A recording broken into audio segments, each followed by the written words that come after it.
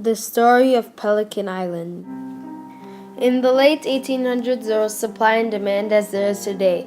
But these people in the 1800s didn't want iPads or anything like that we want today.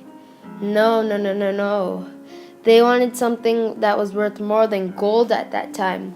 They wanted the feathers of one of nature's most beautiful and graceful creatures, the pelican.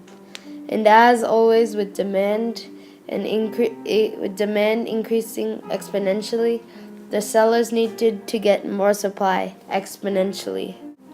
So pelicans were killed and slaughtered for their feathers at the prime nesting place for pelicans, also known as Pelican Island, a little island offshore Florida of which had 6 acres. This resulted in a mass massacre of the poor helpless pelicans.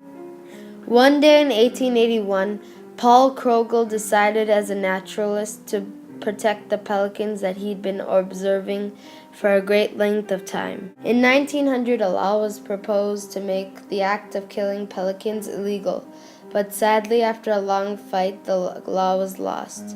But then, after a lot of convincing and the re-upbringing of the law, it was soon to be that Pelican Island became the first natural wildlife reserve in America. And Paul Krogel was to stop poachers and egg snatchers for $1 a month. This law was put to the test in 1918.